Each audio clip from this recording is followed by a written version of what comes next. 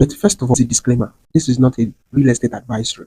Bear in mind that this is a state level conversation if your interest is in your personal use case. The most popular question about how this national rental housing program is going to work are how will it remain profitable and affordable to the people at the same time? And also, how will it be funded? So let's start with this company that is going to be in charge of the execution and management of this rental housing. Let's name this company National Housing Equity Corporation. It is entirely made up, but it captures and helps separate the business from the government or the people. Another stakeholder in this conversation is the PENCOM, which is the National Pensions Commission.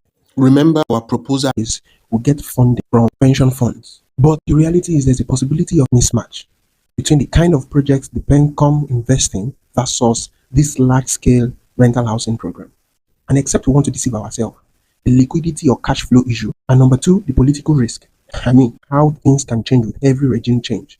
And the third is the issue of inflation or currency valuation concerns. So, regardless of the federal ministry level conversation, how do we lobby the PENCOM, the PFAs and the PFCs that our NHEC rental housing program is safe and investment ready? So, here is a possible plan. The NHEC will approach PENCOM to raise money through bonds over a 20-year period. And the security of these bonds will be the land, the buildings, and the rent that it will generate over time.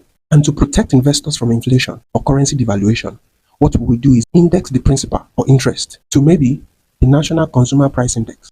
Now, if that sounds technical, I'll be glad to break that down on a one-on-one conversation. But let's move forward. So after NHEC has raised the money, take about 95% of these funds and proceed to construction and development. And immediately construction is done, and we are opening up these buildings for rentals. The NHEC will immediately open two accounts.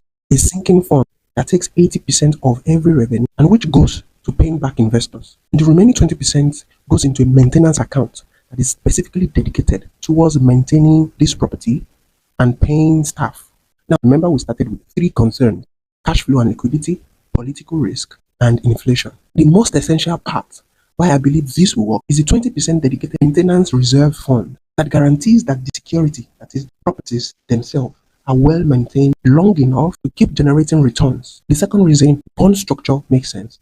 It helps us to predict from the beginning and keep stable the rate on this investment, which helps the NHEC to keep the rent affordable as well as ensure continuous steady cash flow. And this predictability is linked to the third reason that protects such investment from whatever political change, because the NHEC can now run independently out of the national budget. Again, if any of this sounds too technical, remember the purpose of this rental housing brainstorm is to keep the conversation going. Let me know, and I'll see you in the next brainstorm. I hope this helps.